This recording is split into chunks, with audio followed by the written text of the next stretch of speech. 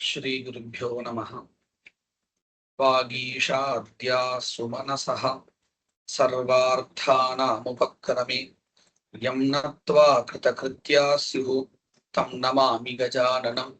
गुरुर्ब्रह्मा गुरुर्विष्णुः गुरुर्देवो महेश्वरः गुरुः साक्षात् परं ब्रह्म तस्मै श्री गुरवे नमः।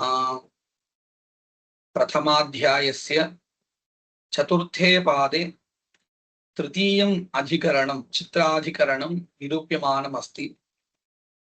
तस्मिन् अधिकरणे चित्राशब्दस्य कर्मनामधेयत्वं कथं भवति, अर्थात् वाक्यभेदभयात् चित्राशब्दस्य कर्मनामधेयत्वं सिद्ध्यति इति निरूपितम्।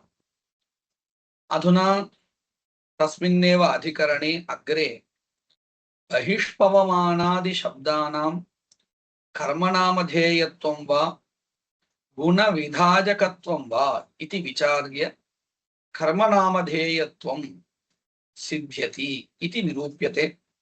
तत्रापि एषा एव युक्तिः, अर्थात् वाक्यभेदभयादेव अनेकविधानप्रयुक्तवाक्यभेदः प्रसज्येत इति उक्त्वा एव कर्मनामधेयत्वं येषां निरूप्यते, स्तोत्रनामधेयत्वम्।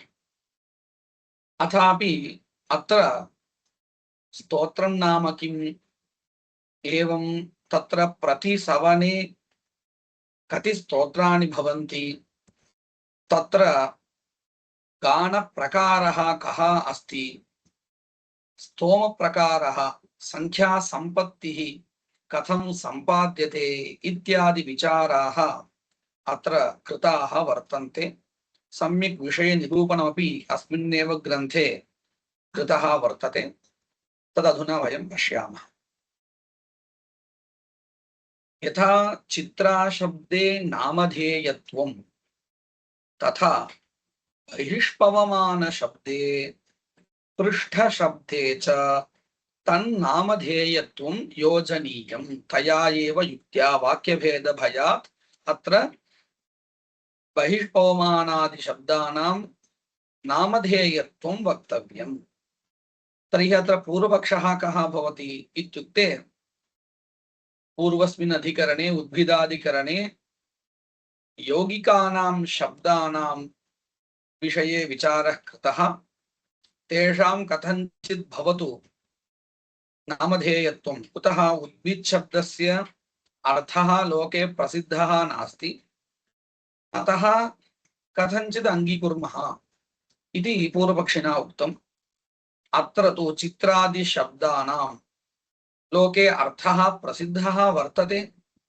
तद्वदेव बहिष्पवमान आज्य पृष्ठादिशब्दानामपि अर्थाः लोके अत्यन्तं प्रसिद्धाः वर्तन्ते एव।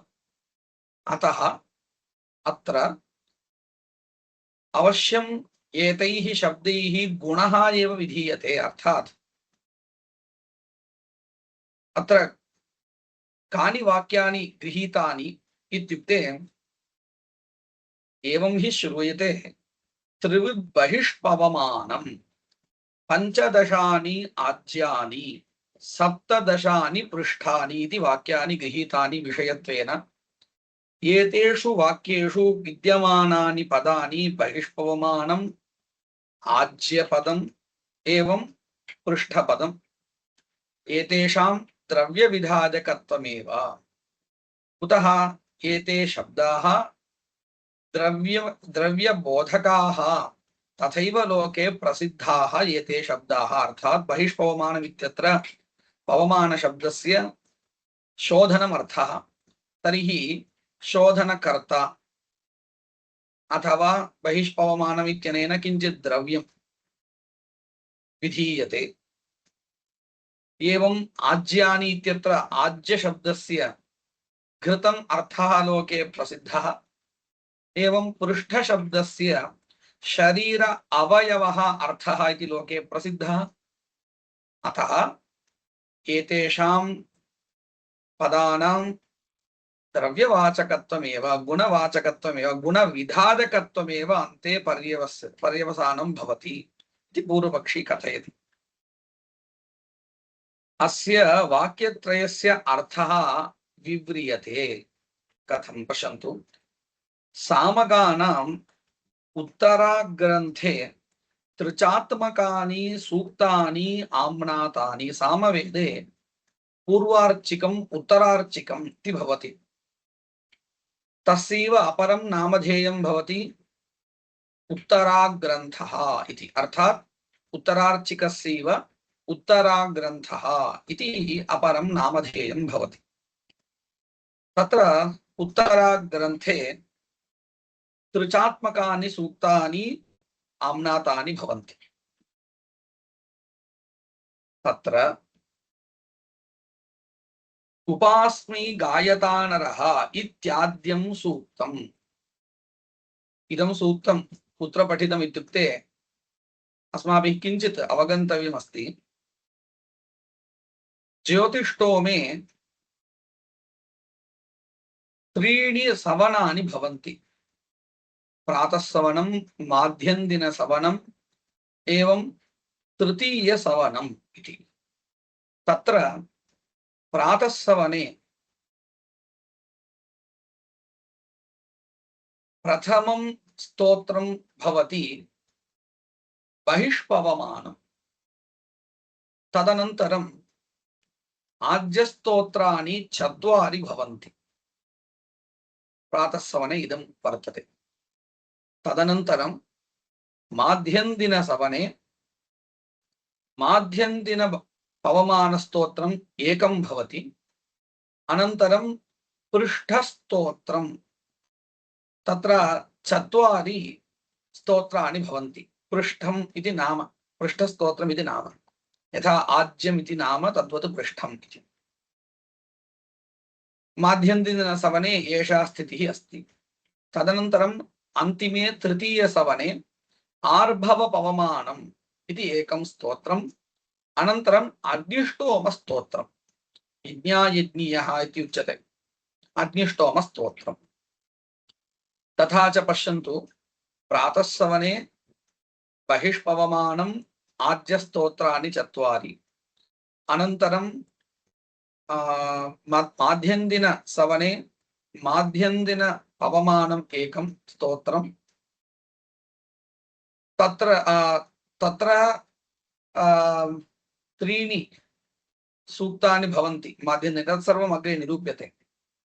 अनन्तरं माध्यन्दिनपवमानानन्तरं पृष्ठस्तोत्राणि चत्वारि। तदनन्तरं तृतीयसवने आर्भवपवमानम् एकम्। अनन्तरम् अग्निष्टोमस्तोत्रम्। अत्र अग्निष्टोमस्तोत्रमेव अन्तिमं वर्तते इति कृत्वा संस्थायाः अपि सा एव संज्ञा भवति। अर्थात् यस्यां संस्थायां यत् स्तोत्रम् अन्तिमं भवति तत् स्तोत्रमादाय तस्याः संस्थायाः व्यवहारः भवति। उदाहरणतया अधुना अस्माभिः अन्ते अग्निष्टोमस्तोत्रं भवति इति उक्तं। तर्हि ज्योतिष्टोम, अधुना निरूप्यमानं यत् कर्म ज्योतिष्टोमः, तत्र अग्निष्टोमस्तोत्रम् अन्ते अस्ति इति कृत्वा अग्निष्टोमसंस्थाकज्योतिष्टोमः इति व्यवहारः। अग्निष्टोमसंस्था इति संस्थायाः संज्ञा कथम् अत्र उत्पन्ना लब्धा इति चेत् अन्तिमस्तोत्रम् अग्निष्टोमस्तोत्रम् अस्ति, अतः एवं व्यवहारः क्रियते। एवमेव उक्थ्यसंस्था, अतिरात्रसंस्था इत्यत्रापि एतादृशः एव व्यवहारः अस्ति इति ज्ञातव्यम्। तत्र प्रातःसवने बहिष्पवमानम् इति एकं स्तोत्रं भवति इत्युक्तं। स्तोत्रं नाम किम् इत्युक्ते प्रगीतमन्त्रसाध्यगुणिनिष्ठगुणाभिधानम्, अर्थात् अभिधानम्, उच्चारणम्। तस्मिन् कर्मणि विद्यमाना काचन देवता सम्बद्धा, तां देवतां सामसहित ऋक् उच्चार्य तस्याः देवतायाः ये गुणाः वर्तन्ते ते प्रकट्यन्ते उच्चारणेन। केवल ऋक् नोच्यते किन्तु सामसहिता ऋक् एव उच्यते, अत एव प्रगीत इति योज्यते। शस्त्र स्तोत्रयोः अयमेव भेदः वर्तते। शस्त्रे साम न भवति, गानं न भवति, स्तोत्रे तु तद्भवति। अत एव प्रगीत मंत्र साध्य, मंत्र इति शब्देन ऋक् उच्यते, प्रगीत मंत्र साध्य गुणिनिष्ठ गुणाभिधानम् इति स्तोत्रलक्षणम् उक्तम्। तर्हि प्रातःसवने यत् स्तोत्रमुक्तम् आदिमं स्तोत्रं बहिष्पवमानं तत्र इत्यर्थः। ग्रन्थे तत्र इत्यारभ्यते किल, तत्र इत्यस्य आदिमेव अर्थः। प्रथमं यत् स्तोत्रं प्रातःसवने बहिष्पवमानं तत्र उपास्मै गायतानरः इत्याद्यं सूक्तम्। अस्मिन् सूक्ते तिस्रः ऋचः भवन्ति। कथम्? उपास्मै गायतानरः, अभिते मधुना, सनः पवस्व इति तिस्रः ऋचः अस्मिन् सूक्ते भवन्ति। अनन्तरं द्वितीयं सूक्तं दविद्युदत्या ऋचा इति। अत्रापि तिस्रः ऋचः भवन्ति। दविद्युदत्या हिन्वानः ऋधक् सोमा इति तिस्रः ऋचः भवन्ति। अनन्तरं बहिष्पवमाने अन्तिमं सूक्तमस्ति पवमानस्य ते कवे इति। अत्रापि तिस्रः ऋचः भवन्ति। पवमानस्य ते कवे इति आरम्भः अच्छाकोशम् अच्छा समुद्रमिन्दवः इति तिस्रः ऋचः अत्र भवन्ति। आहत्य नव ऋचः अत्र भवन्ति। तदेव अत्र उच्यते, पश्यन्तु। तत्र अर्थात् बहिष्पवमान स्तोत्रे उपास्मै गायतानरः इत्याद्यं सूक्तं, दविद्युतत्या ऋचा इति द्वितीयं, पवमानस्य ते कवे इति तृतीयं। ज्योतिष्टोमस्य प्रातःसवन अनुष्ठाने तेषु त्रिषु सूक्तेषु, अर्थात् अधुना उक्तेषु त्रिषु सूक्तेषु गायत्रं साम गातव्यम्। एकैकत्र स्तोत्रे साम भिद्यते, बहिष्पवमाने तु अधुना गायत्रं साम भवति इति उक्तम्। तदिदं सूक्तत्रय गान साध्यं स्तोत्रं बहिष्पवमानम् इत्युच्यते। आरंभे अधुनैव अस्माभिः उक्तं सूक्तत्रय गान साध्यं, साम योजयित्वा ऋक् पठनीया भवति, तदेव स्तोत्रम् इत्युच्यते। तादृश स्तोत्रम् अधुना निरूपितं यत् स्तोत्रं तस्य बहिष्पवमानम् इति संज्ञा उच्यते। तत्र अवस्थितानां ऋचां पवमानार्थत्वात् शोधनार्थत्वात् बहिस्सम्बन्धात् च इदं सर्वं किमर्थं निरूप्यते इत्युक्ते बहिष्पवमानम् इति संज्ञा उक्तं किल स्तोत्रस्य। सा संज्ञा कथम् आगता, तत्र प्रवृत्तिनिमित्तं किम् इति निरूपणीयम्। तदर्थं प्रयासः क्रियते। अत्र कारणद्वयं वर्तते। किम् इत्युक्ते उपास्मै गायतानरः पवमानायेन्दवे इति वर्तते, ऋक् वर्तते, तस्यां ऋचि पवमानशब्दः अस्ति। तद्वशादपि अस्य स्तोत्रस्य पवमानस्तोत्रम् इति वक्तुं शक्यते। पवमानसम्बन्धः अस्ति, किञ्च पवमानार्थत्वात् इति वर्तते, शोधनार्थत्वात्। अस्य स्तोत्रस्य पवमान व्यपदेशः भवितुमर्हति। भवतु स्तोत्रस्य संज्ञा केवलं पवमानमिति नास्ति, बहिष्पवमानम् इति वर्तते। तर्हि बहिःशब्दस्य किमर्थं ग्रहणम् इति प्रश्नः भवति किल। तस्य निरूपणं क्रियते बहिस्सम्बन्धाच्च। कः अयं सम्बन्धः इत्युक्ते ज्योतिष्टोमे सोमयागे आहवनीयस्य पृष्ठतः अविर्धानमण्डपः भवति। ततः प्राक् पृष्ठतः सदोनाममण्डपः भवति। तत्र औदुम्बरी काष्ठः उदुम्बरकाष्ठः खनितः भवति। तस्मिन् सदोनाममण्डपे स्थित्वा तम् उदुम्बरकाष्ठं च स्पृष्ट्वा उद्गातारः एवं अन्ये च प्रतिहर्ता प्रस्तोता एते साम गायन्ति। अधुना या प्रक्रिया उक्ता एकत्र सदोनाममण्डपे स्थित्वा गायन्ति इति स्तोत्रं कुर्वन्ति इति तत् अन्येषु स्तोत्रेषु भवति। अधुना अभित्वा शुक्रणो नमः इति यत् उक्तं, क्षम्यताम्, उपास्मी गायता नरः इति यदुक्तं श्रुत्य बहिष्पवमान स्तोत्रं तत् तत्र स्थित्वा न गायन्ति। किन्तु बहिः गमनकाले चात्वालदेशं प्रति यदा प्रसर्पणं कुर्वन्ति तस्मिन् काले गानं कुर्वन्ति। तथा च अस्य स्तोत्रस्य बहिः सम्बन्धोऽपि वर्तते, तथा च पवमान सम्बन्धोऽपि वर्तते, एवं बहिः सम्बन्धोऽपि वर्तते इत्यतः अस्य स्तोत्रस्य बहिष्पवमानम् इति व्यपदेशः भवितुमर्हति इति निरूपणं क्रियते। एतत् सर्वं मनसि निधाय उक्तं।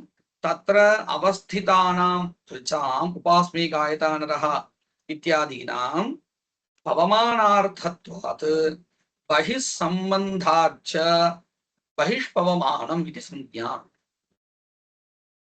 तस्य निरूपणं बहिः सम्बन्धः कथम् इति अधुना अस्माभिः प्रतिपादितं। ग्रन्थे तस्य उल्लेखनं क्रियते। न खलु इदं स्तोत्रम् इतरस्तोत्रवत् सदोनामकस्य मण्डपस्य मध्ये औदुम्बर्याः स्तम्भशाखायाः सन्निधौ प्रयुज्यते। अन्यत् यत् स्तोत्रं तत्सर्वं सदोनाममण्डपे स्थित्वा औदुम्बरी शाखाया वर्तते तत्सन्निधौ प्रयुज्यते, सर्वं प्रयुज्यते। किन्तु इदं स्तोत्रं सदसः बहिः प्रसर्पद्भिः प्रयुज्यते। तस्य च बहिष्पवमानस्य त्रिवृन्नामकः स्तोमः भवति। एतावता बहिष्पवमानम् इति नाम्नि प्रवृत्तिनिमित्तं किम् इति निरूपितम्। अधुना प्रयोगः निरूप्यते। तत्र ऋचः नवऋचः वर्तन्ते इति उक्तम्। स्तोत्रे संख्या भवति, अर्थात् एकादृक् अस्ति चेदपि तां ऋचं पुनः पुनः आवर्तयित्वा निर्दिष्ट संख्या संपादनीया। अर्थात् उपास्मी गायता नरः इति एका ऋक् एव अस्ति इति चिन्तयतु, परन्तु अस्मिन् कर्मणि पञ्च संख्या संपादनीया, परन्तु एका एव किल ऋक् अस्ति। तर्हि कथं सम्पादयितुं शक्यते इति चेत् पुनः पुनः तस्याः एव ऋचः आवृत्तिः कर्तव्या। आवृत्तिः वा कर्तव्या अथवा तस्यामेव ऋचि भिन्नं भिन्नं साम योजनीयम्। अर्थात् उपास्मी गायता नरः इत्यत्र बहिष्पवमाने गायत्रं साम भवति इत्युक्तं किल, तद्वत् क्वचित् एकस्यामेव ऋचि गायत्रं साम भवति, आमहीयवं भवति, एवं रूपेण भिन्नं भिन्नं साम भवति। तदानीं किं भवति, ऋक् एका एव चेदपि साम्नः भिन्नस्य योजनेन आवृत्तिः कृता भवति, तर्हि संख्यायाः वृद्धिः भवति। तथा च संख्यायाः वृद्धिः द्विविधा सम्पादयितुं शक्यते। क्वचित् विद्यमानायाः एव ऋचः आवृत्तिः, अथवा ऋचः ऋचि साम्नः योजनं, भिन्न भिन्न साम्नः योजनं, एवं वा आवृत्तिः कर्तुं शक्यते इति स्थितिः। क्वचित् साम योज्यते, भिन्नं साम योज्यते, अनेक अनेक साम योजयित्वा संख्या संपत्तिः भवति। क्वचित् आवृत्य, तत्र नियमः वर्तते, अत्र इदमेव कर्तव्यम्, एवं कृत्वा एव आवृत्तिं कृत्वा एव संख्या सम्पादनीया इति नियमः भवति। क्वचित् साम योजयित्वा, भिन्नं भिन्नं साम योजयित्वा तथा आवृत्तिः सम्पादनीया इति नियमः भवति। तत्सर्वं तु शास्त्राधीनम्, अस्माकम् इच्छया कर्तुं न शक्यते इति स्थितिः वर्तते। अत्र अस्माभिः ज्ञातव्यः अंशः कः अस्ति? अधुना मया लौकिकव्यवहारेण संख्या इति प्रयोगः कृतः। तस्याः एव संख्यायाः अत्र स्तोमः इति व्यवहारः। ऋग्गत संख्या स्तोमः इत्युच्यते। एतत् सर्वं मनसि निधाय ग्रन्थकारः अग्रिमं विषयं निरूपयति। तस्य च बहिष्पवमानस्य त्रिवृन्नामकः स्तोमः भवति। स्तोत्रे या संख्या वर्तते, ऋग्गत संख्या, तस्याः संख्यायाः स्तोमः इति व्यपदेशः भवति। अत्र त्रिवृत् स्तोमः भवति। त्रिवृत् इत्युक्ते नवकमर्थः। अयं विषयः अस्माभिः पूर्वमेव पठितः वर्तते। तर्हि अत्र अस्मिन् बहिष्पवमाने स्तोत्रे संख्या का भवति? नवसंख्या भवति, सम्पादनीया भवति। क्लेशो न भवति। कुतः इत्युक्ते अत्र ऋचः अपि नव वर्तन्ते, अतः क्लेशो नास्ति। यत्र ऋचः न्यूनाः तत्रैव आवृत्तिं कृत्वा संख्या सम्पादनीया भवति। पश्यन्तु, अत्र नव ऋचः वर्तन्ते। यदि अस्मिन् स्तोत्रे 15 स्तोमः विहितः इति चिन्तयन्तु, तदानीम् आवृत्त्या एव सः स्तोमः सम्पादनीयः भवति। परन्तु बहिष्पवमाने तथा क्लेशो नास्ति। कुतः? त्रिवृदेव स्तोमः विहितः, संख्या विहिता, अतः ऋचः अपि नव एव वर्तन्ते इत्यतः क्लेशो नास्ति। तस्य च बहिष्पवमानस्य त्रिवृन्नामकः स्तोमः भवति। कथमिदं ज्ञायते? तद्वदति। तस्य च स्तोमस्य विधायकं ब्राह्मणवाक्यम् एवम् आम्नायते। किमिति? तिसृभ्यो हिंकरोति स प्रथमया, तिसृभ्यो हिंकरोति स मध्यमया, तिसृभ्यो हिंकरोति स उत्तमया, उद्यति त्रिवृतः विष्टुतिः इति। अत्र त्रिसृभ्यो हिंकरोति इति वाक्यं वर्तते। तिसृभ्यः इति पञ्चम्यन्तं पदं, परन्तु तृतीयार्थे वर्तते। अर्थात् तिसृभिः ऋग्भिः इत्यर्थः। तिसृभिः ऋग्भिः किं कर्तव्यमस्ति?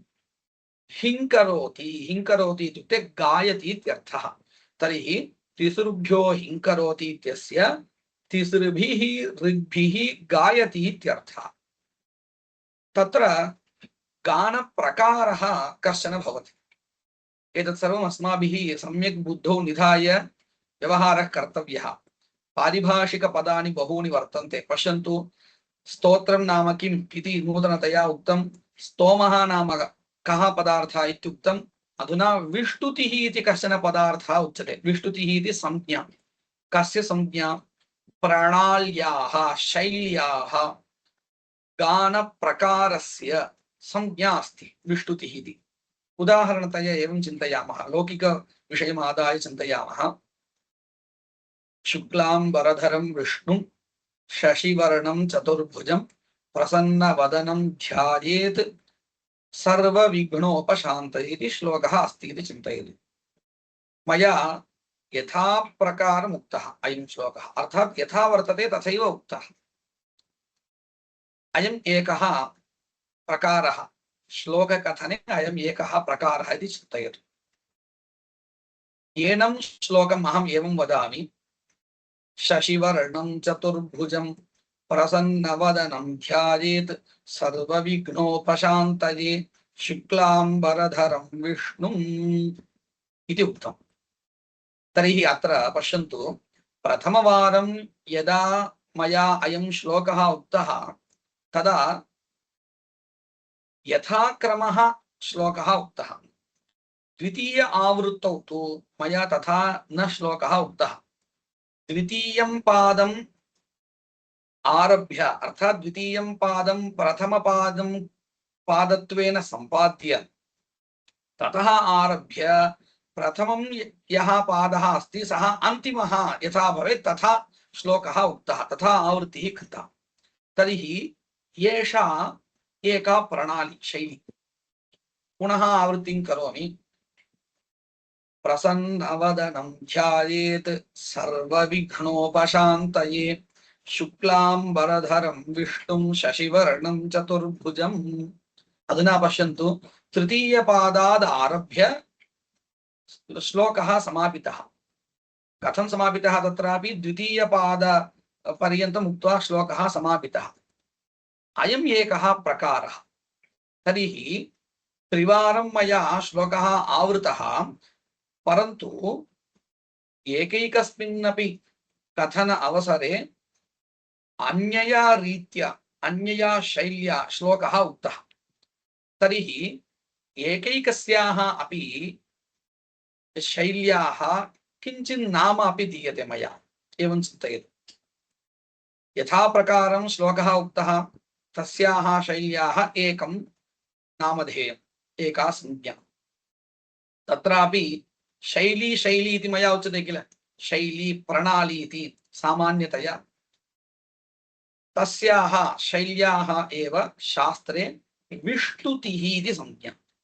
स्तोत्रे गानप्रकारः यः वर्तते तस्य सामान्यं नाम किमस्ति? विष्टुतिः। सामान्यं नाम इदं संज्ञा। तत्र गानप्रकारः मया उक्तः किल, द्वितीयपादादारभ्य कथनं, तृतीयपादादारभ्य कथनम् इति। तत्र तु विशेषसंज्ञा भवति। विष्टुतिः इति सामान्यसंज्ञा, तत्र तत्र शैल्याः शैली विशेषस्य नामान्तरं किञ्चित् भवति, संज्ञा विशेषः भवति इति समग्रस्यापि प्रकारस्य निरूपणम् अत्र क्रियते। पश्यन्तु, तिसृभ्यो हिंकरोति इति उक्तं। तस्य कः अर्थः अस्माभिः उक्तः?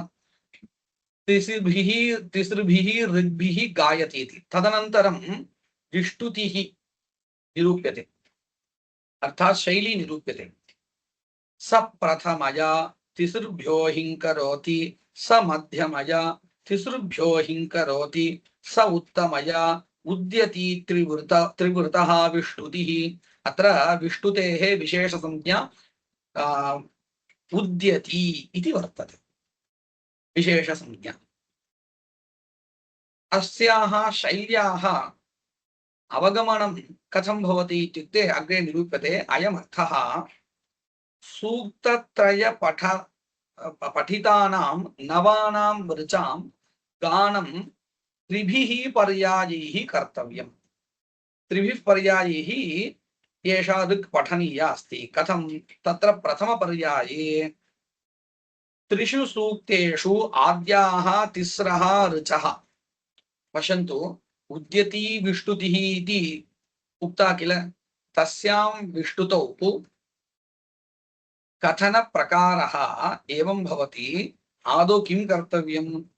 प्रथमसूक्तस्य प्रथमा या ऋक् वर्तते, आद्याः तिस्रः ऋचः, द्वितीय सूक्तत्रय पठितानां नवानां ऋचां, तत्र प्रथमपर्याये त्रिषु सूक्तेषु आद्याः तिस्रः ऋचः। तर्हि कथम् इति पश्यन्तु। उद्यति विष्टुतौ उपास्मि गायता नरः इति वर्तते किल, सा ऋक् पठनीया। तदनन्तरम् अभिते मधुना इति न पठनीया। झटिति द्वितीय सूक्ते दविद्युतत्या इति प्रथमा ऋक् अस्ति किल, सा पठनीया। तदनन्तरं हिन्वानः इति न पठनीयम्। अग्रे तृतीय सूक्ते पवमानस्य ते कवे इति ऋक् पठनीया। तर्हि त्रिषु सूक्तेषु प्रथमा या ऋक् सा आदौ अधुना उक्ता भवति। तत्सर्वं मनसि निधाय वदति। त्रिषु सूक्तेषु आद्याः तिस्रः ऋचः। तदनन्तरं द्वितीयपर्याये मध्यमाः तिस्रः ऋचः अर्थात् अभिते मधुना इति पठित्वा हिन्वानो हेतुभिः अच्छाकोशं मधुः मधुश्च्युतः इति इदं पठनीयम्। तदनन्तरं तृतीये पर्याये च उत्तमाः उत्तमाः इत्युक्ते अन्तिमाः इत्यर्थः।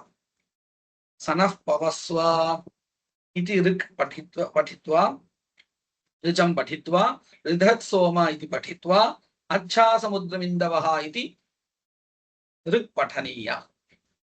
एवं क्रमेण पठ्यते चेत् तस्याः विष्टुतेः उद्यती विष्टुतिः इति संज्ञा भवति इति प्रकारः अत्र निरूप्यते।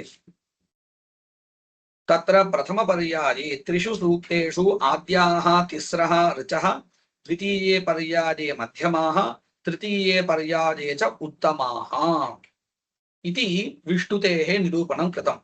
अधुना पश्यन्तु, स्तोमो नाम कः पदार्थः इति उक्तम्, अनन्तरं विष्टुतिः नाम का अस्ति, तस्य विशेषसंज्ञा का अस्ति इत्यादिकम् उक्तम्। अत्र तिसृभ्यो हिङ्करोति इत्यत्र तिसृभ्यः इति पदं पञ्चम्यन्तं पदं तृतीयार्थे वर्तते, पंचमी विभक्तिः तृतीयार्थे अस्ति इति उक्तं, तस्यैव निरूपणं क्रियते।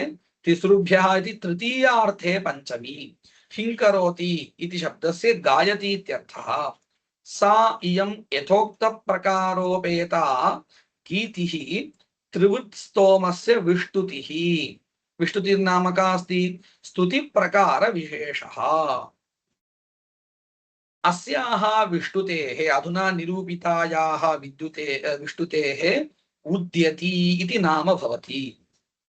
एवमेव अत्र अस्मिन् बहिष्पवमानस्तोत्रे एव केवल उद्यति विष्टुतिः एव भवति इति न, परिवर्तिनी इति एका विष्टुतिः भवति, एवं कुलायिनी इत्यपि एका विष्टुतिः भवति। तर्हि एतेषु त्रिषु यः कोऽपि स्वीकर्तुं शक्यते इति वर्तते, यः कोऽपि प्रकारः स्वीकर्तुं शक्यः इत्यभिप्रायः। एवं परिवर्तिनी कुलायिनी इति द्वे विष्टुति। तत्र कथं प्रकारः इत्युक्ते उद्यती विष्टुतिः कथं भवति इति निरूपितं, परिवर्तिनी विष्टुतिः कथं भवति, तत्र गानप्रकारः कः अस्ति, कः क्रमः आदरणीयः इति निरूपयति। तयोः अर्थात् परिवर्तिनी कुलायिनी इत्यनयोः विष्टुत्योः मध्ये परिवर्तिनी एवम् आम्नायते, एवं कथ्यते। किमिति? तिसृभ्यो हिङ्करोति स पराचीभिः, तिसृभ्यो हिङ्करोति स पराचीभिः, तिसृभ्यो हिङ्करोति स पराचीभिः परिवर्तिनी त्रिवृतः विष्टुतिः इति। अत्र पराची इति वर्तते किल, तस्य कः अर्थः इत्युक्ते पराचीभिः इत्युक्ते अनुक्रमेण, अर्थात् येन क्रमेण तत् सूक्तं पठितं तेनैव क्रमेण उच्यते चेत् सः क्रमः अनुक्रमः इत्युच्यते, स एव क्रमः पराची शब्देन उच्यते। परिवर्तिन्यां कथं प्रकारः इति चेत् यथा ग्रन्थे पठितः स एव क्रमः। अर्थात् पश्यन्तु, उपास्मे गायता नरः अभिते मधुना सनः पवस्व एवं क्रमेण पठित्वा दविद्युतत्या हिन्वानो ऋधक् सोम इति तेनैव क्रमेण पठित्वा पवमानस्य ते कवे अच्छाकोशम् अच्छा समुद्रबिन्दवः इति येन हि क्रमेण अत्र सूक्तं पठितं वर्तते तेनैव क्रमेण गानमपि कर्तव्यं चेत् तथा क्रियते चेत् परिवर्तिनी विष्टुतिः भवति इत्यर्थः। अनन्तरं कुलायिनी इति विष्टुतिः। तत्र कथं प्रकारः? कुलायिनी एवम् आम्नायते। तिसृभ्यो हिङ्करोति स पराचीभिः, तिसृभ्यो हिङ्करोति या मध्यमा सा प्रथमा, या उत्तमा सा मध्यमा, या प्रथमा सा उत्तमा, तिसृभ्यो हिङ्करोति या उत्तमा सा प्रथमा, या प्रथमा सा मध्यमा, या मध्यमा सा उत्तमा, कुलायिनी त्रिवृतः विष्टुतिः इति वाक्यं वर्तते। अस्य कः अर्थः? अत्र प्रथम सूक्ते पाठक्रमः देव, अर्थात उपास्मे गायता नर इति सूक्ते येन क्रमेण सूक्तं पठितं तेनैव क्रमेण तद् वक्तव्यम्। अनन्तरं द्वितीये मध्यम उत्तम प्रथमाः अर्थात द्वितीय सूक्ते हिन्वानो हेतुभिः इति आरभ्य हेतुभिः इत्यारभ्य पठनीयं भवति। मध्यम अनन्तरं पृथक् सोम अनन्तरमेव दविद्युतत्या इति पठनीया भवति। तथा च मध्यम उत्तम प्रथमाः अनन्तरं तृतीये सूक्ते उत्तम प्रथम मध्यमः अर्थात् अच्छासमुद्रमिन्दवः इत्यारभ्य पवमानस्य ते कवे इत्युक्त्वा अच्छाकोशं मधुश्च्युतः इति अन्ते वक्तव्यं भवति। तदेव अत्र उच्यते तृतीये तु उत्तम प्रथम मध्यमाः इत्येवं व्यत्ययेन मन्त्राः गातव्याः। एवं गीयते चेत् अयं प्रकारः आश्रितः चेत् तत्र विष्णुतेः संज्ञा का भवति कुलायिनी इति भवति। अस्याः विष्णुतेः संज्ञा कुलायिनी इति भवति। तदिदं विष्णुतित्रयं विकल्पितम् अस्मिन् बहिष्पवमानस्तोत्रे त्रिषु एतेषु प्रकारेषु यः कश्चन प्रकारः आश्रयितुं शक्यः। त्रिवच्छब्दस्य ईदृशं स्तोमस्वरूपम् अर्थः न तु त्रैगुण्यम्। त्रिवच्छब्दस्य त्रैगुण्यं न अर्थः नवसंख्या अर्थः इति तु पूर्वस्मिन् पादे एव त्रिवच्छर्वस्वपालाधिकरणे एव अयं विषयः निरूपितः इति केवलं स्मारयति। एतावता अत्र बहिष्पवमानविषये सर्वमपि निरूपितम्। अर्थात् बहिष्पवमानम् इति संज्ञायाः कारणं किं, तत्र स्तोमो नाम कः, विष्णुतिर्नाम कः अस्ति, एतत् सर्वं सम्यक् निरूपितम्। इतः परं तत्रैव प्रातःसवने आज्यस्तोत्राणि वर्तन्ते। तत्र आज्यम् इति कथं नामधेयं सम्भवति इत्यादि विषये तत्र कति स्तोत्राणि सन्ति इत्यादि निरूपणं क्रियते। उत्तराग्रन्थे बहिष्पवमानसूक्तेभ्यः अनन्तरं त्रिभ्यः बहिष्पवमानसूक्तेभ्यः त्रिभ्यः ऊर्ध्वं चत्वारि सूक्तानि आम्नातानि। कानि तानि? अग्न आयाहि वीतये इत्याद्यं सूक्तम्, आनो मित्रावरुणा इति द्वितीयम्, आयाहि सुषुमाहिते इति तृतीयम्, इन्द्राग्नि आगतं सुतम् इति चतुर्थम्। तानि एतानि प्रातःसवने गायत्रसाम्ना गीयमानानि चत्वारि आद्यस्तोत्राणि इत्युच्यन्ते। अत्र गायत्रं साम भवति इत्यपि अनेन ज्ञायते। तन्निर्वचनं च श्रूयते। अत्र आज्यस्तोत्राणि इत्युक्तम्। आज्यम् इति नाम निष्पत्तिः कथम् इति चेत् तत्र एका कथा एवं श्रूयते। यदाजिमीयुः तदाज्यानाम् आज्यत्वम् इति अस्य विवरणं दीयते। काचन कथा उच्यते ताण्ड्यब्राह्मणे। प्रजापतिर्देवेभ्यः आत्मानं यज्ञं कृत्वा प्रायच्छत्। ते अन्योन्यस्मै अग्राय नातिष्ठन्त। तान् अब्रवीत् आजिमस्मिन् अस्मिन् इतेति। त आजिमायन् यदाजिमीयुः तदाज्यानाम् आज्यत्वम् इति ब्राह्मणवाक्यं वर्तते। अस्य अर्थः कः इत्युक्ते पुरा कदाचित् प्रजापतिः आत्मीयं स्वरूपमेव अग्निष्टोमात्मकं यज्ञं विधाय स्वस्वरूपमेव यज्ञरूपं कृत्वा तं स्वरूपं यज्ञम् अर्थात् यज्ञं देवेभ्यः भोगार्थं प्रायच्छत् अददत्। परन्तु ततो देवाः तत्र यज्ञे हविर्भागग्रहणे स्वेषु कस्य प्राथम्यम् इति निर्णेतुम् अशक्नुवन्तः पुनः तमेव अपृच्छन्। अर्थात् तत्र प्रजापतिना दीयमानं भागं कः आदौ गृह्णाति, कः देवः इति तेषु एव स्पर्धा जाता। परन्तु तत्र निर्णयः न जातः। अतः प्रजापतिमेव ते अपृच्छन्। तदानीं सः किम् अवदत्? स च प्रजापतिः इमानि सूक्तानि चत्वारि सूक्तानि यानि उक्तानि पूर्वं तानि प्रदर्श्य तानि सूक्तानि तेभ्यः प्रदर्श्य देवेभ्यः प्रदर्श्य इमानि अवधिं कृत्वा प्रधावत। इमानि स्तोत्राणि अवधिं कृत्वा प्रधावत। तर्हि अत्र आज्य शब्दस्य अवधिः इत्यर्थः लभ्यते। युष्मासु यः प्रथमम् इमानि प्राप्नोति स एव प्रथमं भागमर्हति इति अवदत् प्रजापतिः। तेन च स्तोत्राणाम् अमीषाम् अर्थात् किम् अग्नायाहि इत्यादीनां स्तोत्राणाम् अमीषाम् आज्य नाम संपन्नम्।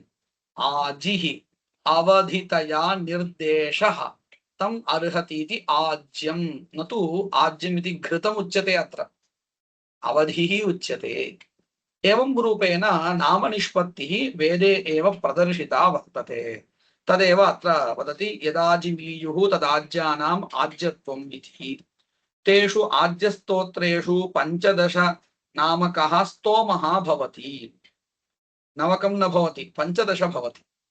तस्य स्तोमस्य विष्टुतिः एवम् आम्नायते। अर्थात् पश्यन्तु, अत्र कथन प्रकारः गान प्रकारः विष्टुतिः कथमस्ति इति निरूप्यते। पंचभ्यो हिंकरोति स तिसृभिः स एकया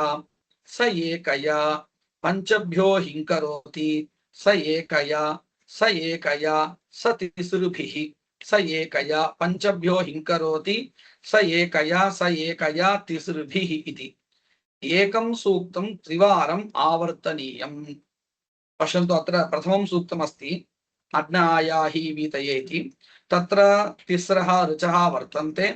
तत्र प्रत्येकस्मिन् सूक्ते 15 संख्या सम्पादनीया आवृत्त्या। तत् कथमिति अत्र उक्तम्। एकं सूक्तं 3 आवर्तनीयम्।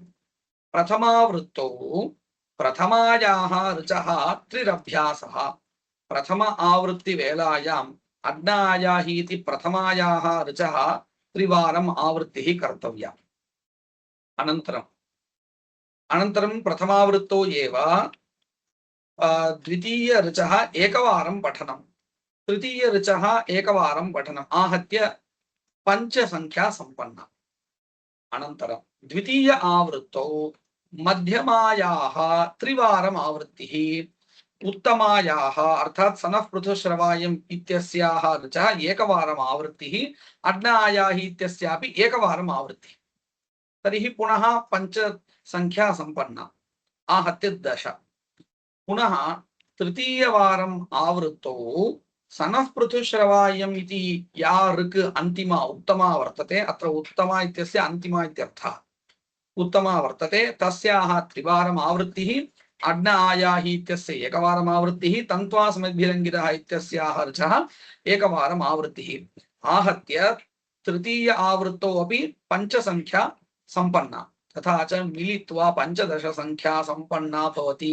एवं रूपेण प्रत्येकस्मिन्नपि सूक्ते संख्या सम्पादनीया इति ज्ञेया। सोऽयं 15 स्तोमः। एतावता प्रातःसवने यद्यद् वक्तव्यं बहिष्पवमान विषये आज्यस्तोत्र विषये तत्सर्वम् उक्तम्। इतः परम् उक्तेभ्यः 4 सूक्तेभ्यः ऊर्ध्वम् उत्तराग्रन्थे 3 माध्यन्दिन पवमान आम्नाय तत ऊर्ध्वं 4 सूक्तानि आम्नातानि। माध्यन्दिन सवने माध्यन्दिन पवमान स्तोत्रम्, तत्र 3 सूक्तानि वर्तन्ते। कथम् इत्युक्ते माध्यन्दिन स्तोत्रे उच्चातेज इति एकं सूक्तम्, अनन्तरं पुनानः सोम इति द्वितीयं सूक्तं, प्रतुद्रव इति तृतीयं सूक्तं। तत्रापि 15 संख्या सम्पादनीया भवति। कथं सम्पाद्यते इत्युक्ते अत्र पश्यन्तु, आवृत्तिः कथं क्रियते इत्युक्ते भिन्नं भिन्नं साम योजयित्वा आवृत्तिः सम्पाद्यते। अर्थात् उच्चातेज इति वर्तते किल प्रथमं सूक्तं तत्र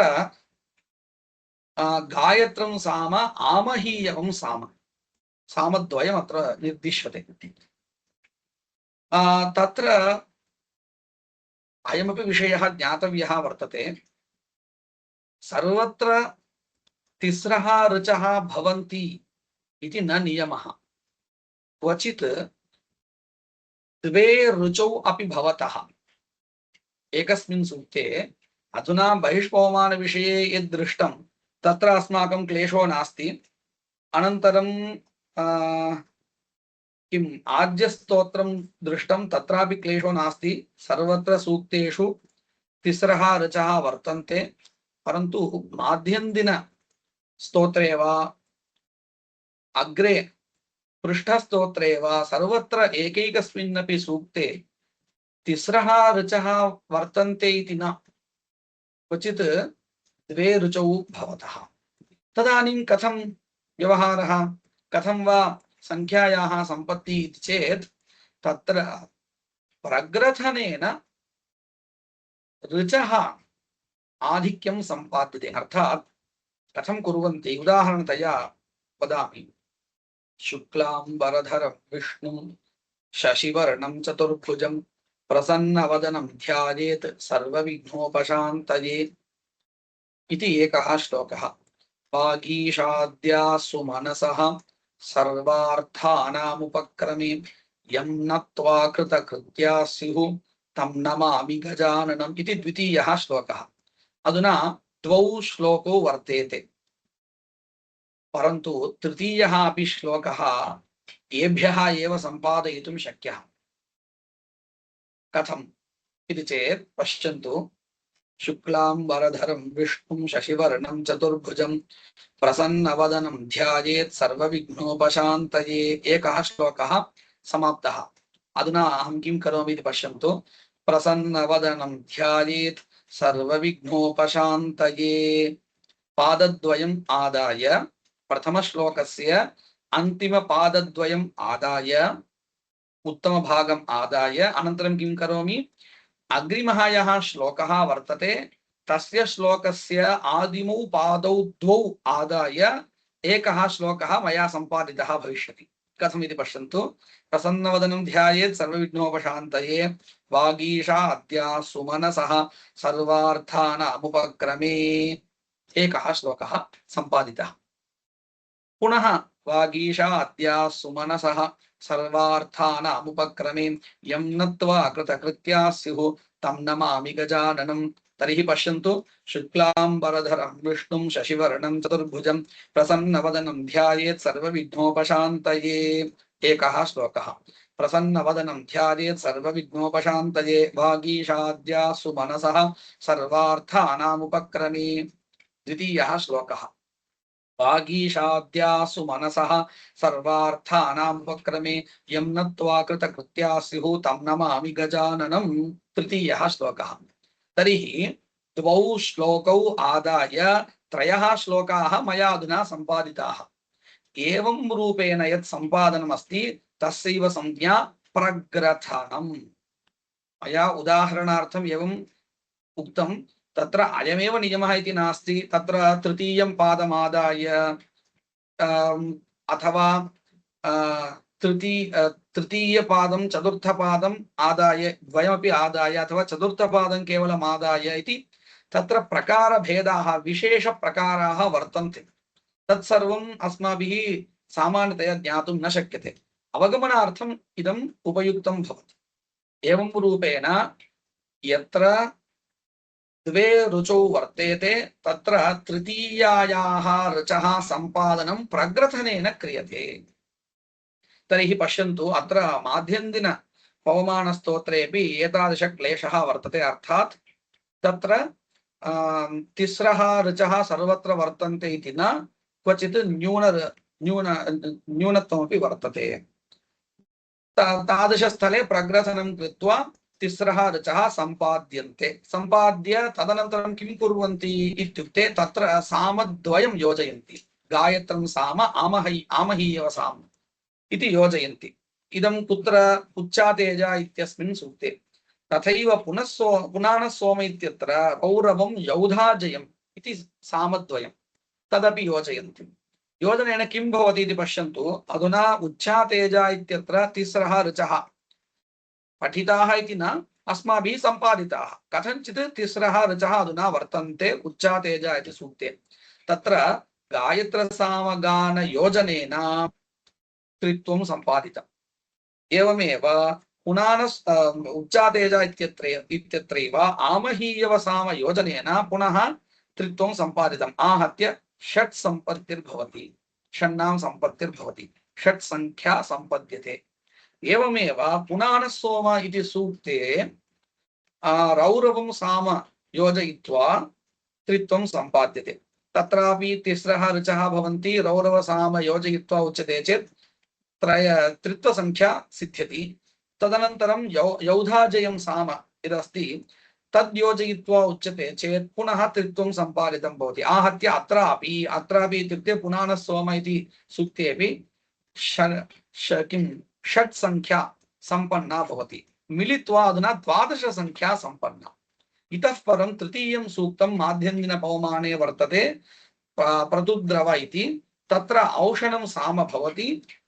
तत्र एकमेव साम अस्ति इति कृत्वा गानेन त्रित्वमेव सम्पादितं भवति। तथा च पूर्वम् आदौ प्रथमसूक्ते षट् संख्या सम्पन्ना, द्वितीयसूक्ते षट् संख्या सम्पन्ना, तृतीयसूक्ते त्रित्वं मिलित्वा 15। एवं रूपेण माध्यन्दिन स्तोत्रेऽपि 15 संख्यायाः सम्पत्तिः भवति।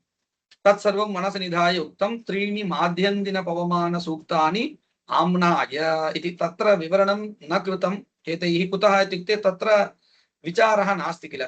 आद्यस्तोत्रे पृष्ठस्तोत्रे इति एतेष्वेव किल विचारः शब्दे इति कृत्वा तैः माध्यन्दिनपवमाने विवरणं न कृतम्, अस्माभिः दृष्टम्।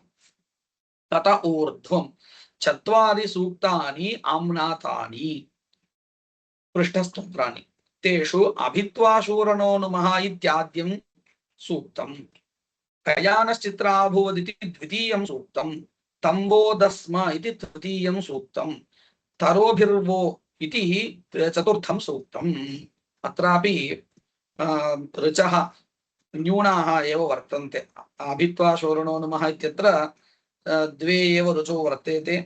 एवं कयानश्चित्र इत्यत्रापि तथैव। कयानश्चित्त इत्यत्र तिस्रः ऋचः वर्तन्ते। तदनन्तरं तम्बोदस्म इत्यत्र ऋग्द्वयमेव वर्तते। तरोभिर्वः इत्यत्रापि ऋग्द्वयमेव वर्तते इति कृत्वा अत्रापि प्रग्रथनं कृत्वा एव सम्पादनं कर्तव्यं। सः प्रकारः अस्माभिः पूर्वमेव दृष्टः। अस्तु। एतानि क्रमेण रथन्तर वामदेव्य नौधस कालेय सामभिः माध्यन्दिनसवने गीयमानानि पृष्ठस्तोत्राणि इत्युच्यन्ते। तत्र प्रत्येकस्मिन् सूक्ते एकैकं साम। रथन्तर, वामदेव्य, नौधस, कालेय इति क्रमेण तेषां साम्नां नामानि वर्तन्ते। सामभिः माध्यन्दिनसवने गीयमानानि पृष्ठस्तोत्राणि इत्युच्यन्ते। अत्र पृष्ठ इति स्तोत्रस्य नामधेय निष्पत्तिः कथम् इति चेत् तत्र एका कथा उच्यते। आपो वा ऋत्व्यमार्च्छन् तासां वायुपृष्ठे व्यवर्तत। अर्थात् आर्तवयुक्तानाम् अपां स्पर्शनं पृष्ठे किम् आर्तवयुक्त अपां पृष्ठे वायोः स्पर्शनं जातं। तद्वशात् एतानि सामानि उत्पन्नानि। अतः एतादृश सामयुक्त स्तोत्रस्य पृष्ठ इति संज्ञा भवति इति वेदे काचन कथा उच्यते ताण्ड्यब्राह्मणे। तदनुसारम् अत्र संज्ञा निष्पत्तिः भवति। तदेव अत्र उक्तं स्पर्शनात् पृष्ठानि इत्येवं निरुक्तिः द्रष्टव्या। तेषु स्तोत्रेषु 17 स्तोमः भवति। पश्यन्तु अधुना पृष्ठस्तोत्रे 17 संख्या सम्पादनीया भवति। तस्य स्तोमस्य विष्टुतिः एवम् आम्नायते। कथं 17 संख्या सम्पादनम् इति चेत् पञ्चभ्यो हिङ्करोति स तिसृभिः स एकया स एकया अर्थात प्रथम सूक्ते अभित्वा शूरणो नमः इत्यत्र तत्रापि अस्माभिः उक्तरीत्या प्रग्रथनं कृत्वा तिस्रः ऋचः सम्पादिताः इति चिन्तयन्तु। ततः परं स्तोमः निरूपणीयः भवति। अधुना तिस्रः ऋचः वर्तन्ते इति चिन्तनीयम्। तत्र पंचभ्यो हिंकरोति अर्थात पंचभिः ऋग्भिः गायति इत्यर्थः। कथं तत्र पंचसंख्या सम्पत्तिः इति चेत् प्रथमा या ऋक् वर्तते अभित्वा शूरणो नमः इति तस्याः ऋचः त्रिवारम् आवृत्तिः तिसृभिः इति। तदनन्तरं द्वितीया या ऋक् तत्रापि द्वितीया ऋक् इत्युक्ते पठिता ऋक् इति नास्ति। अत्र अभित्वा शूरणो नमः इत्यत्र अस्माभिः ऋक् काचन सम्पादनीया प्रग्रथनेन इत्युक्तं किल, सा एव अधुना द्वितीया ऋक् भवति। कुतः तदानीमेव क्रमः युक्तः भवति। अतः प्रथमा ऋक् इत्युक्ते अभित्वा शूरणो नमः इति ऋक्, द्वितीया ऋक् इत्युक्ते प्रग्रथनेन या ऋक् सम्पादिता सा, तृतीया इत्युक्ते अनन्तरं किं नत्वा वामन्यः इत्यारभ्य वा अथवा न जातो न जनिष्यते इत्यारभ्य वा एका ऋक् पठ्यते किल, विद्यमाना ऋक्, सा एव तृतीया उत्तमा ऋक् भवति। इदं किमर्थम् उच्यते इत्युक्ते द्वितीया ऋक् पठिता ऋक् न भवति, प्रग्रथनेन या सम्पादिता भवति सा ऋक् भवति इत्यत्र तात्पर्यम्। तथा च प्रथमा ऋक् त्रिवारं वक्तव्या, तदनन्तरं द्वितीया ऋक् एकवारं, तृतीया ऋक् एकवारम्, आहत्य पंच संख्या सम्पादिता भवति। पंचवारम् आवृत्तिः कृता भवति प्रथमावृत्तौ। द्वितीयावृत्तौ पंचभ्यो हिंकरोति स एकया स तिसृभिः स एकया अर्थात् द्वितीयावृत्तौ प्रथमा या ऋक् वर्तते अभित्वा शूरणो नमः इति सा एकवारमेव वक्तव्या। मध्यमा या अस्ति प्रग्रथनेन सम्पादिता सा ऋक् त्रिवारम् आवर्तनीया, अन्तिमा एकवारं वक्तव्या। तृतीय आवृत्तौ अंतिम आवृत्तौ सप्तभ्यो हिंकरोति। अत्र कथं प्रकारः इत्युक्ते अभित्वा शूरणो नमः इति प्रथमा या ऋक् वर्तते सा एकवारं वक्तव्या। तदनन्तरं द्वितीया या ऋक् प्रग्रथनेन सम्पादिता सा ऋक् त्रिवारं वक्तव्या। अन्तिमा या ऋक् त्रिवारं वक्तव्या। आहत्य सप्तदश स्तोमाः सिद्ध्यति।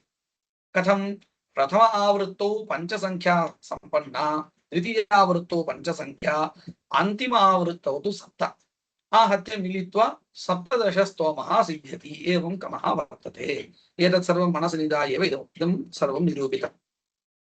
पंचभ्यो हिंकरोति स तिसृभिः स एकया स एकया, पंचभ्यो हिंकरोति स एकया स तिसृभिः स एकया, सप्तभ्यो हिंकरोति स एकया स तिसृभिः इति।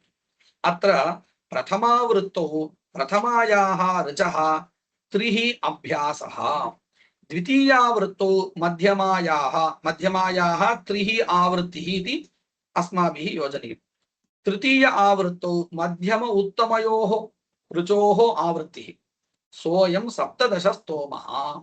अत्र त्रिष्वपि वाक्येषु एतावत्पर्यन्तं प्रकारः स्तोत्र कथन प्रकारः निरूपितः, प्रयोगविषयः, अधिकरणविषयः अधुनैव आरभ्यते। अत्र इत्युक्ते बहिष्पवमान शब्दे वा 15 आज्यानि भवन्ति, 17 पृष्ठानि इति तेषु वाक्येषु त्रिष्वपि वाक्येषु 15 17 शब्दाः गुणविधादकत्वेन सम्मताः। सिद्धान्ते एतेषु वाक्येषु अपि विधानं क्रियते। कस्य इत्युक्ते आज्यादीनां विधानमिति न, त्रिवृत्वं नवत्वं नवसंख्या स्तोमः तद्विधीयते, 15 संख्या विधीयते, 17 संख्या विधीयते, स्तोमः विधीयते, न तु आज्यादि। यदि स्तोत्रं तु पूर्वमेव प्राप्तं, प्राप्त स्तोत्रोद्देशेन एतैः वाक्यैः विधिवाक्यैः स्तोमः संख्या तदपि विधीयते, एवमेव आज्यादि द्रव्यमपि विधीयते इति उच्यते। यदि तर्हि अनेक विधान प्राप्तोद्देशेन अनेक विधान प्रयुक्त वाक्यभेदावत्तिः स्यात्। एतदेव अस्माभिः चित्रा शब्दविषयेपि उक्तं।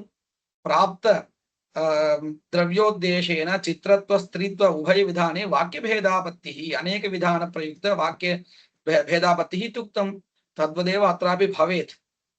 अतएव अत्र स्तोमः एव विधीयते, संख्यादेव विधीयते, न तु आज्यादिद्रव्यं बहिष्पवमानादिद्रव्यं विधीयते।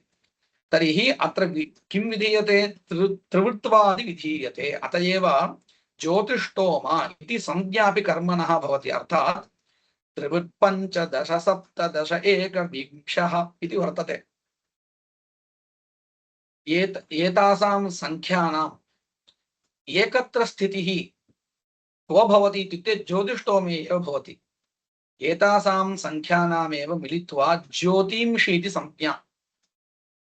अतः एतादृश संख्याः वर्तन्ते ज्योतिष्टोमे वर्तन्ते इति कृत्वा एव तस्य कर्मणः ज्योतिष्टोमः इति संज्ञा। अधुना ज्योतिष्टोमः इति यत् कर्म उच्यते तस्मिन्नेव कर्मणि एते स्तोमाः वर्तन्ते।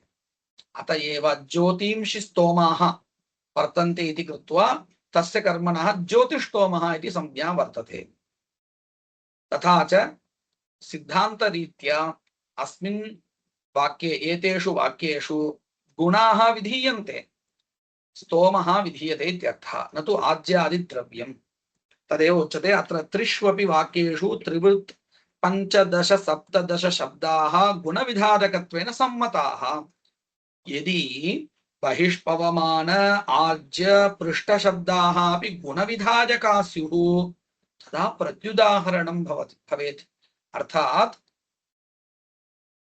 अत्र गुणद्वय विधानम् अङ्गीक्रियते चेत् पूर्वस्मिन् अधिकरणे यदुक्तं तदपेक्षया अत्र एतेषां शब्दानां कर्मनामधेयत्वं नास्ति, गुणविधारकत्वम् इत्यङ्गीकृतं स्यात्। बहिष्पवमान शब्देन गुणः विधीयते, आज्य शब्देन आज्यं घृतं विधीयते, पृष्ठ शब्देन अवयवः विधीयते इति एतेषां शब्दानां कर्मनामधेयत्वं न स्यात्। तथा नोच्यते। गुणद्वय विधानात् वाक्यभेदः स्यात्। तथा विधीयते चेत् स्तोमः अपि विधीयते, गुणाः अपि विधीयन्ते इति कृत्वा वाक्यभेदः स्यात्। तस्मात् बहिष्पवमानादि शब्दाः स्तोत्र नामधेयानि भवन्ति।